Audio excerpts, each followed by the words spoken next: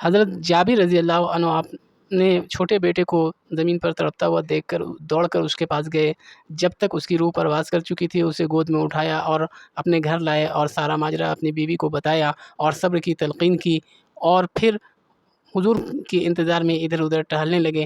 تبھی ان کا بڑا بیٹا جو اپنے چھوٹے بھائی کو ذبح کر دیا تھا، وہ باپ کے ڈر سے کھجور کے پیڑ پر چڑھ کر بیٹھا ہوا تھا اور موقع پا کر وہاں سے اترنے لگا، تبھی وہ گر گیا۔ انہیں اپنے بڑے بیٹے کے رونے کی چلانے کی آواز آئی، وہ دوڑے تو دیکھا کہ بڑا بیٹا کھجور کے پیڑ سے گر کر زخمی ہو گیا ہے اور چوٹ زبردست ہونے کی وجہ کر اس کی بھی روح پرواز کر گئی ہے۔ اسے بھی گود میں اٹھایا اور اپنے گھر لے کر آئے اور اپنی بیوی کو صبر کی تلقین کی۔ اپنی بیوی سے کہا کہ نبی صلی اللہ علیہ وسلم کو اس بات کا پتہ نہیں چلنا چاہیے کیونکہ وہ آج ہمارے یہاں مہمان ہیں۔ کمرے میں رکھ دیا، اسے ایک کمبل سے چھپا دیا دونوں کی لاش کو۔ اتنے میں حضور صلی اللہ علیہ وسلم اونٹنی پر سوار ہو کر ان کے گھر تشریف لے آئے۔ آپ ابھی ایک پیر اندر کیے گھر کے داخل ہونے کے لیے، تبھی جبرائیل امین آپ کو آ کر بتاتے ہیں کہ آپ جابر کے دونوں بیٹوں کو اپنے ساتھ لے کر ہی کھانا تناول کریں۔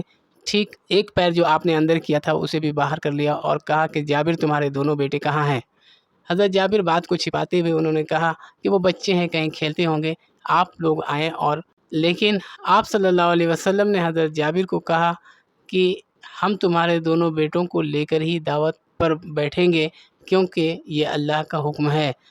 اتنا سننا تھا کہ انہوں نے ساری بات حضور صلی اللہ علیہ وسلم کو بتائی اور اتنے میں اس جگہ پر لے گئے جہاں پر دونوں بچوں کی لاش رکھی ہوئی تھی۔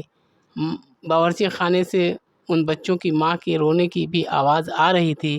آپ صلی اللہ علیہ وسلم نے دونوں بچوں کی لاش کو دیکھا۔ آپ نے حضرت جابر سے کہا کہ تم ہم سے بہت زیادہ پیار کرتے ہو اور ہمیں دعوت کے لیے بلایا، تم بہت اچھے آدمی ہو۔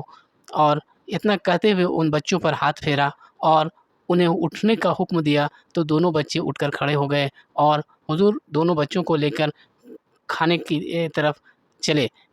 دونوں بچوں کو پھر سے زندہ دیکھ کر ان کے والد اور والدہ دونوں کی خوشی کا ٹھکانہ نہ رہا۔ آپ باورچی خانے میں جا کر جس برتن میں آٹا گوندھا جا رہا تھا اس کو کھولا اور اس میں تھوڑا سا اپنا لعاب دہن ڈالا اور جس برتن میں گوشت پکانے کے لیے رکھا ہوا تھا پھر کھانا تیار کیا گیا۔ سبھی صحابہ پیٹ بھر کھانا کھائے اور اللہ کے نبی صلی اللہ علیہ وسلم کے حکم سے جب برتن کھولا گیا اتنا ہی روٹی اور سالن بچا ہوا تھا جتنا کھانا شروع ہونے سے پہلے تھا۔